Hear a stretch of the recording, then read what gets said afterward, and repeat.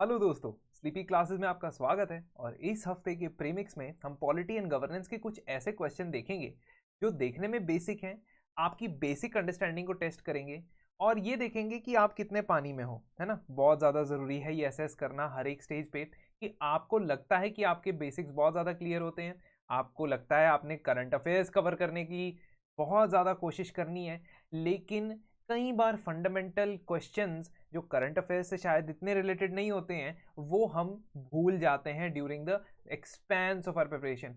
तो हमेशा हमें जुड़े रहना होता है बेसिक से हमें जुड़े रहना होता है उन फंडामेंटल कॉन्सेप्ट से जो आपको एग्जाम के दिन बहुत मदद करेंगे, क्योंकि अतरंगी सवाल प्रीलिम्स में बढ़ते जा रहे हैं और कट ऑफ्स भी बहुत कम रहती हैं।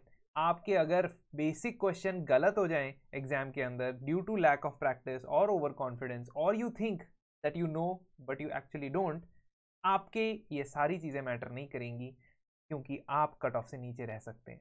तो आज मैं आपके बेसिक्स को थोड़ा सा टटोलने वाला हूँ, डिस्कस करेंगे क्वेश्चंस। सबसे पहला क्वेश्चन है डेप्यूटी स्पीकर ऑफ लोकसभा से रिलेटेड 2022 के ही प्रीलिम्स में पूछा गया सवाल, जिसको आप पॉज करेंगे, सॉल्व करेंगे, उसके बाद मैं आपके साथ डिस्कस करूंगा। उसी तरीके से दूसरा सवाल जो है प्रेसिडेंट से रिलेटेड, पार्लियामेंट से रिलेटेड, और हम पार्लियामेंट को ही के ही अराउंड घूमने वाले हैं इस आज के प्रीमिक्स में। तो आप पार्लियामेंट को कितनी अच्छी तरीके से जानते हैं, उसके बेसिक्स कितने अच्छी तरीके से जानते हैं, वो यहाँ पे आप बिल्कुल आपको क्लियर हो जाएगा। तीसरा सवाल आता है about the money bill, very very favourite topic of UPSC. Money bill के बारे में आप कितना जानते हैं, यहाँ पे टेस्ट होगा। तीसरा सवाल आता है आपके स्पीकर ऑफ लोकसभा के बारे में, जो कि बहुत ही रेलेवेंट टॉपिक है, जिसके ऊपर मैं रिसेंटली डिस्कशन भी कर चुका हूँ मेंस के अपने प्रोग्राम के अंदर, जो हमारा डेली मंडे टू थर्सडे चलता है। और पांचवा फिफ्थ वन जो है वो है सेंचर मोशन के बारे में। ये पांचों सवाल पार्लियामेंट के पॉज करें, सॉल्व करें और उसके बाद मेरे साथ इनके सॉल्यूशंस देखें। चलिए आगे बढ़ते हैं। आगे हमारा जो टॉपिक है हम उसे सॉल्व करेंगे। उससे पहले मैं आपको हमारे प्रीलिम्स 2023 की टेस्ट सीरीज के बारे में बता दूं। प्रीलिम्स 2023 के लिए हमारी 30 टेस्ट की जो सीरीज है उसमें 12 फंडामेंटल टेस्ट हैं, 9 एडवांस टेस्ट हैं और 9 फुल लेंथ टेस्ट हैं। ये सीरीज आप 4049 रुपीज़ पे यूज़ कर सकते हो और इस पे अगर आपको एक्स्ट्रा डिस्काउंट चाहिए तो आपके लिए नवंबर 30 तक एक्स्ट्रा डिस्काउंट ऑफर है। कोड मैं लिख देता हूं, यहां आपको विजिबल नहीं होगा आई थिंक। कोड है प्रीलिम्स 2023, ठीक है। तो ये कोड आपने यूज करना है प्रीलिम्स 2023। अगर आप ये कोड लगाते हैं तो आपको एडिशनल 10% डिस्काउंट मिलने वाला है हमारी टेस्ट सीरीज में। और इस टेस्ट सीरीज का बहुत ही ज़्यादा जो कॉन्सेप्चुअल प्लस फैक्चुअल क्वेश्चंस और करंट अफेयर्स पे एम्फेसिस रहता है, तो आप इसे एनरोल ज़रूर कर सकते हैं। दोस्तों आइए हम डिस्कस करते हैं अब अगले हमारे सवालों को।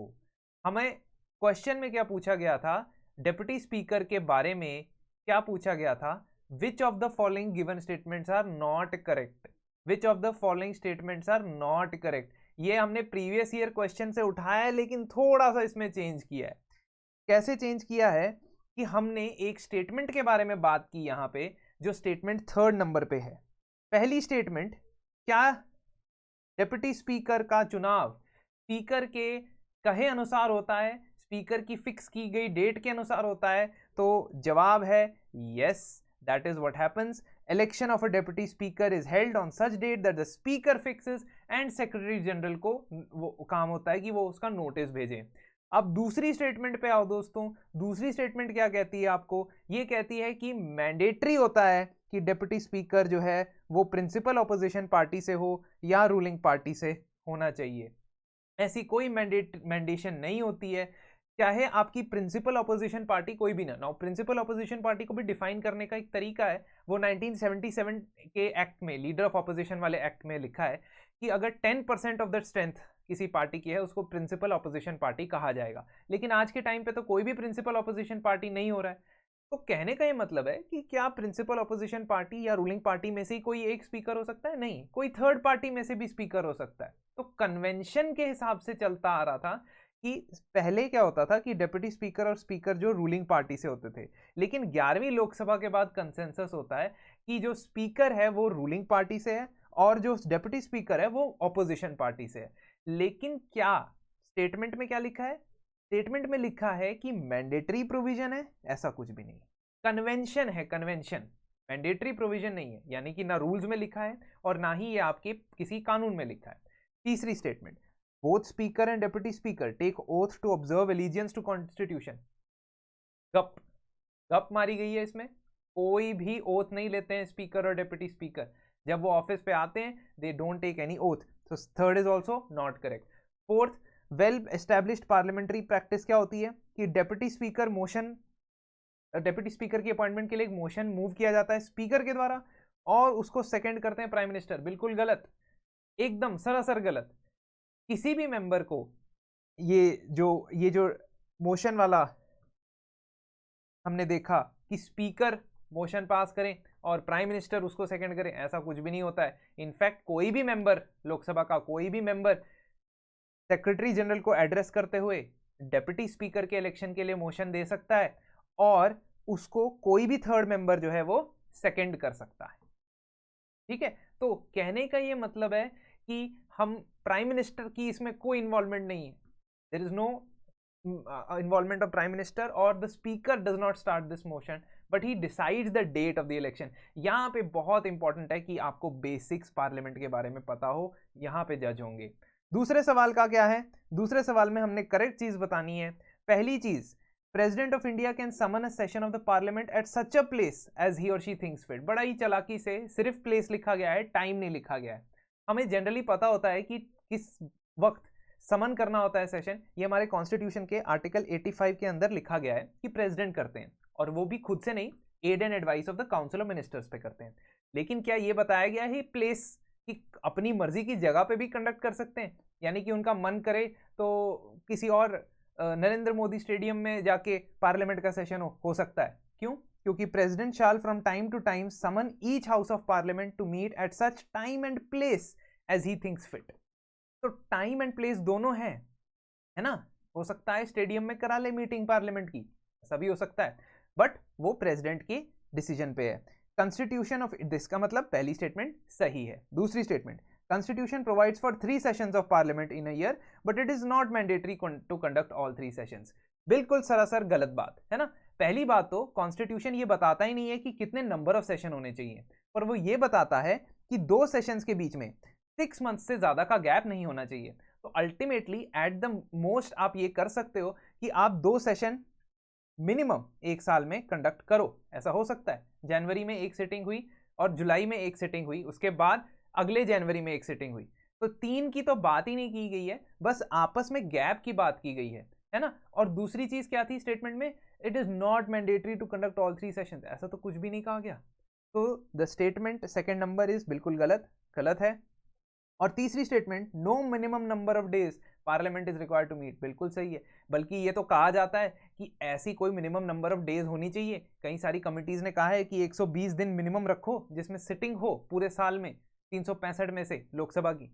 तो ये चीज पार्लियामेंट में नहीं होती कि मिनिमम नंबर ऑफ डेज कितने दिनों तक उनकी सिटिंग होनी चाहिए। There is no required minimum number of days, वो कितने भी दिन तक मिल सकते हैं। लेकिन नंबर ऑफ सेशंस कैसे डिफाइन होगा? 6 मंथ्स का गैप नहीं आना चाहिए 2 सेशंस के बीच में।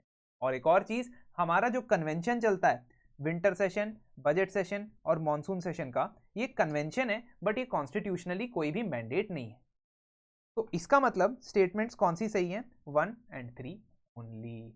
अब आते हैं नेक्स्ट क्वेश्चन पे, अगले क्वेश्चन पे। मनी बिल बड़ा ही फेवरेट है, यूपीएससी जितने मर्जी एग्जाम ले मनी बिल को नहीं भूलता है। तो मनी बिल के बारे में हमें क्या क्या चीजें पता होनी चाहिए? मैं आपको 9 चीजें बताऊंगा जो आपको मनी बिल के बारे में पता होनी चाहिए। लेकिन उससे पहले इसका आंसर हमने बताना था कि नॉट करेक्ट है ना, नॉट करेक्ट। तो इन चारों में से कौन सी चीज गलत है? वो है डी, काउंसिल ऑफ स्टेट्स। क्या कहते हैं काउंसिल ऑफ स्टेट्स को? राज्यसभा, है ना। राज्यसभा के पास मनी बिल को डिस्कस करने की तो पावर है ना। इतना भी उनको बेचारों को तंग नहीं करते, इतना भी उनके साथ बुरा नहीं हुआ कि वो डिस्कस भी ना कर सके मनी बिल को, है ना। पर ये 9 चीजें हमने याद रखनी है मनी बिल के अंदर। पहली चीज, कोई भी मनी बिल, पहले आर्टिकल बता दो मेरे को, आर्टिकल बता दोगे? बताओ कमेंट में कौन सा आर्टिकल है मनी बिल से रिलेटेड कॉन्स्टिट्यूशन में, बिना कहीं देखे, चीटिंग मत करना बस। अब आर्टिकल जो है, जो भी है, उसमें मनी बिल के बारे में क्या लिखा है? एक, वो सिर्फ लोकसभा में प्रस्तुत किया जा सकता है और उसके लिए भी रिकमेंडेशन प्रायर प्रेसिडेंट की चाहिए होती है। दूसरी, हर ऐसा बिल सिर्फ मिनिस्टर ही लेके आ सकता है, कोई प्राइवेट मेंबर, कोई नॉन गवर्नमेंट का मेंबर या नॉन मिनिस्टर इस बिल को नहीं लेके आ सकता है। तीसरा मनी बिल जब पास होता है लोकसभा से तो राज्यसभा के पास जाएगा, लेकिन राज्यसभा ना तो इसे रिजेक्ट कर सकती है, ना ही इसमें कोई अमेंडमेंट पास कर सकती है। ऑर्डिनरी बिल में क्या होता है, अगर कोई बिल लोकसभा से राज्यसभा के पास आता है तो राज्यसभा उसमें अमेंडमेंट की बात करती है और अमेंडमेंट पास करके उसे वापस लोकसभा के पास भेजती है। इसमें ऐसा नहीं हो सकता, ना ही पूरी तरीके से ये बिल रिजेक्ट किया जा सकता है। राज्यसभा सिर्फ और सिर्फ रिकमेंडेशन दे सकता है। रिकमेंडेशन वो भी वो अलग फॉर्मेट में होता है, वो अमेंडमेंट नहीं होगा कि इस क्लॉज में ये अमेंडमेंट है, नहीं, वो बस रिकमेंडेशन देगा। फिर वो बिल लोकसभा को देना है और लोकसभा को राज्यसभा जब बिल देगा उनके पास कितना टाइम है, जैसे लोकसभा से राज्यसभा के पास बिल आया उसके बाद उनके पास 2 हफ्ते का टाइम है, 14 डेज का टाइम है। अगर 14 डेज के अंदर राज्यसभा ने कोई फैसला नहीं लिया, कुछ भी नहीं किया, तो भी बिल पास हो जाएगा। तो अब राज्यसभा क्या कर सकती है, उस बिल को डिस्कस करेगी, उस बिल के अंदर कुछ चेंजेस है तो रिकमेंडेशन भेजेगी लोकसभा को। अगर लोकसभा ने माना तो भी ठीक, नहीं माना तो भी ठीक, वो बिल मान लिया जाएगा। लोकसभा कैन आइदर एक्सेप्ट और रिजेक्ट ऑल और एनी ऑफ द रिकमेंडेशंस। अब राज्यसभा अगर 14 दिन तक खामोश भी बैठती है, यानी कि बिल को वापस नहीं देती है, तो भी ये बिल पास हो जाएगा। तो कुछ भी हो, बिल पास होना ही होना है, that is the money bill. And finally money bill जब प्रेसिडेंट के पास जाता है तो प्रेसिडेंट की जो वीटो होती है थोड़ी रिस्ट्रिक्टेड होती है।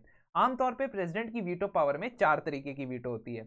एक, वो उस बिल के ऊपर साइन कर सकता है। दूसरा, उस बिल के ऊपर वो रिजेक्शन दे सकता है। तीसरा, उस बिल को वो वापस रिकंसिडरेशन के लिए भेज सकता है, और अगर रिकंसिडरेशन के लिए भेजने के बाद वापस लोकसभा राज्यसभा से पास होकर बिल आए तो उसे वो साइन करना ही पड़ेगा। एंड आखिरी चीज वो क्या कर सकता है, कुछ नहीं कर सकता है, पॉकेट में रख दे बिल को, बैठा रहे। लेकिन यहां पे या तो इसने असेंट देना ही देना है, यानी कि सिग्नेचर करना ही करना है, या सिग्नेचर करने से मना कर देना है। बट इसके पास रिकंसिडरेशन के लिए भेजने का ऑप्शन ही नहीं होता। तो मनी बिल के केस में रिकंसिडरेशन के लिए प्रेसिडेंट नहीं भेज सकता मनी बिल को। ये 9 चीजें अगर आपने रट ली मनी बिल के रिलेटेड तो आपका ये टॉपिक प्रिपेयर हो गया भाई, ठीक है। तो बहुत ही इंपॉर्टेंट ये टॉपिक था जिसको हमने क्वेश्चन के थ्रू देखा। ये 9 चीजें मनी बिल के बारे में बहुत इंपॉर्टेंट पॉइंट्स हैं, याद रख लें। चौथा क्वेश्चन, स्पीकर ऑफ लोकसभा के बारे में कौन सी चीज सही नहीं है? सबसे पहला स्टेटमेंट, ये he shall vacate his office if he ceases to be member of House of People. Of course MP हैं तभी स्पीकर हैं, अगर वो मेंबर ऑफ पार्लियामेंट है तभी स्पीकर है। अनलाइक चेयरमैन ऑफ राज्यसभा, वो तो एक्स ऑफिशियो चेयरमैन है ना। वो चेयरमैन इसलिए नहीं है क्योंकि वो राज्यसभा के मेंबर ऑफ पार्लियामेंट है। कहां होते हैं, वाइस प्रेसिडेंट साहब नहीं होते। लेकिन लोकसभा का स्पीकर इसलिए बना क्योंकि वो एमपी बना। अगर वो नहीं होता तो वो स्पीकर के लिए एलिजिबल ही नहीं है। तो ये बात बिल्कुल सही है। दूसरी चीज, तीसरा पॉइंट जो है, उनको निकाला जा सकता है, हाँ, लोकसभा के अंदर रेजोल्यूशन पास करके। हाँ, कैसे? Majority of all the then members of the house. जब हम पॉलिटी पढ़ते हैं ना, बहुत अलग अलग तरीके की मेजॉरिटी पढ़ती है, और यूपीएससी आपको मेजॉरिटीज में फंसा सकता है, क्योंकि प्रेसिडेंट को इंपीच करने की मेजॉरिटी अलग होती है, कॉन्स्टिट्यूशन को अमेंड करने की मेजॉरिटी अलग होती है ना, कोई ऑर्डिनरी बिल पास करने की मेजॉरिटी अलग होती है। ये सारी चीजें हमने याद रखनी है ना। तो you should make a list, आपके पास एक लिस्ट होनी चाहिए कि अलग अलग प्रोसीजर्स के लिए, मान लीजिए प्रेसिडेंट के लिए क्या चाहिए, ठीक है, प्रेसिडेंट की इंपीचमेंट के लिए, और सुप्रीम कोर्ट हाई कोर्ट के जजेस के लिए किस तरह की मेजॉरिटी चाहिए, कॉन्स्टिट्यूशनल अमेंडमेंट के लिए किस तरीके की मेजॉरिटी चाहिए, ऑर्डिनरी बिल के लिए किस तरीके की मेजॉरिटी चाहिए, ठीक है। मान लीजिए लेजिस्लेटिव काउंसिल बनानी है किसी स्टेट में तो किस तरीके की मेजॉरिटी चाहिए। राज्यसभा के अंदर अगर रेजोल्यूशन पास करना है, कोई नया लॉ बनाने के ऐसा लॉ बनाने के लिए जिसपे स्टेट सब्जेक्ट के ऊपर पार्लियामेंट लॉ बनाए, तो उसमें कैसी मेजॉरिटी चाहिए। एक पेज बना लो और उस पेज पे सब तरीके की मेजॉरिटी लिख लो, इसको रिवाइज करते रहो, तभी याद रहेगा, नहीं तो एंड में कंफ्यूज हो जाओगे। अब ये वाला जो मेजॉरिटी है बिल्कुल सही है कि majority of all the then members, present members of the house. 50% से ज़्यादा अगर उस वक्त के जो मेंबर्स बैठे हैं उन्होंने पास कर दिया एक रेजोल्यूशन तो फिर ठीक है, बढ़िया है। It is just like a simple majority, है ना, सिंपल मेजोरिटी वाला ही है। और आखिरी, while the office of the speaker is vacant, duties of the office shall be performed by deputy speaker। हाँ, इसमें गलत क्या है? डेप्यूटी स्पीकर तो रखा ही इसलिए जाता है ताकि अगर स्पीकर के ऑफिस में वैकेंसी हो या इवन अगर वो एब्सेंट हो तब भी डेप्यूटी स्पीकर उनकी पोजीशन लेते हैं। तो गलत क्या चीज है? गलत भाई साहब ये चीज है। क्यों? क्योंकि उनका अपना रेजिग्नेशन जो स्पीकर देते हैं वो किसे देते हैं? डेप्यूटी स्पीकर को। प्रेसिडेंट को रेजिग्नेशन लेटर नहीं देते हैं, वो रेजिग्नेशन लेटर देते हैं डेप्यूटी स्पीकर को। साफ साफ लिखा गया है, बेसिक्स में है, बेसिक्स में आपका ये आंसर सॉल्व हो जाना चाहिए। अब आते हैं आखिरी टॉपिक पे। आखिरी है सेंसर मोशन। सेंसर मोशन एक इस तरीके का मोशन है which is a type of an instrument to check the accountability of the government, है ना। अकाउंटेबिलिटी चेक करने के लिए अलग अलग इंस्ट्रूमेंट होते हैं, जैसे क्वेश्चन आर,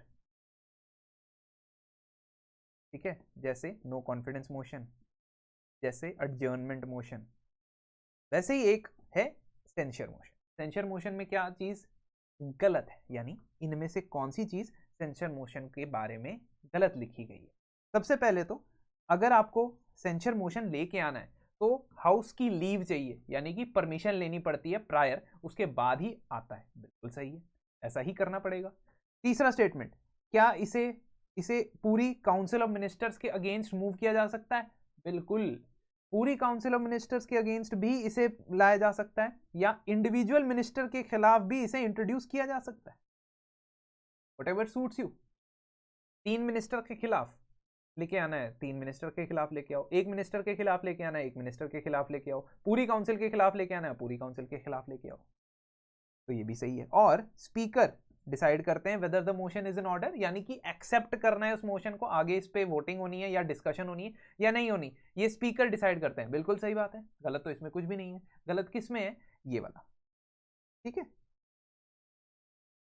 अब आप मुझे कमेंट सेक्शन में बताना जरूर कि ये गवर्नमेंट के पास कौन से पर्टिकुलर इंस्ट्रूमेंट के लिए ये फ्रीडम होती है, that the government is free to fix the time and date for its discussion। ये किस डिस्कशन की बात हो रही है? ये आपकी लक्ष्मीकांत के अंदर है, उसमें से देख के ढूंढ के मुझे बताना है आपने, ठीक है।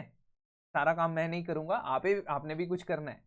खैर, अब सेंसर मोशन की अगर बात करें तो सेंसर मोशन होता है जब भी आपने गवर्नमेंट की किसी भी पॉलिसी को क्रिटिसाइज करना हो, उससे स्ट्रॉन्ग डिसअप्रूवल शो करना हो, तो सेंसर मोशन पास किया जा सकता है। ये लोकसभा के अंदर ही पास किया जाता है, राज्यसभा के अंदर पास नहीं किया जाता।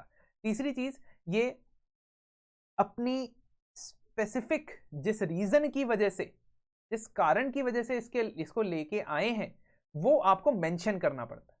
मान लीजिए पुल गिर गया है ना, मान के लीजिए हुई है, दुर्घटना हुई है गुजरात के अंदर, अगर आप किसी मंत्री को इसके लिए सेंसर करना चाहते हो तो आप इसको मेंशन करोगे वहां पे, that so and so bridge collapsed and we want to play the game, blame the responsibility on so and so minister।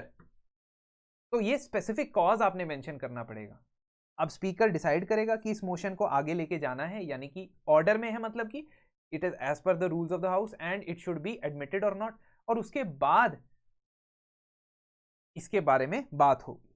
अगर ये सेंसर मोशन पास भी हो जाता है, ठीक है, और अगर ये सेंसर मोशन क्या होता है कि इंडिविजुअल मिनिस्टर, एक मिनिस्टर या ग्रुप ऑफ मिनिस्टर या सभी काउंसिल ऑफ मिनिस्टर के खिलाफ अगर ये पास हो भी जाता है तो भी काउंसिल ऑफ मिनिस्टर्स को रिजाइन नहीं करना पड़ेगा, यानी गवर्नमेंट रेजिग्नेशन नहीं देती है यहां पे। जबकि हमने नो कॉन्फिडेंस मोशन के केस में देखा है, नो कॉन्फिडेंस मोशन के केस में रेजिग्नेशन देना पड़ता है, लेकिन नो कॉन्फिडेंस मोशन में हमने एक और चीज देखी है कि कम से कम 50 मेंबर्स उस पर साइन करने चाहिए, है ना। So that means there are certain differences between censure and no confidence motion. तो ये जो है थोड़ा सा लाइटर फॉर्म है, थोड़ा सा कम स्ट्रिक्ट फॉर्म है नो कॉन्फिडेंस मोशन। तो इसके बाद मिनिस्ट्री रिजाइन नहीं करती, या इंडिविजुअल मिनिस्टर को जरूरी नहीं होता है रिजाइन करना, हाँ मे बी उसको कह सकते हैं prime minister, that is something that is totally dependent on the ministry, ठीक है।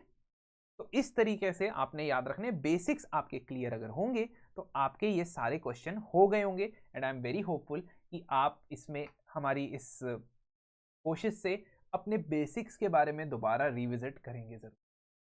Till then, thank you, and next remix में हम मिलते हैं।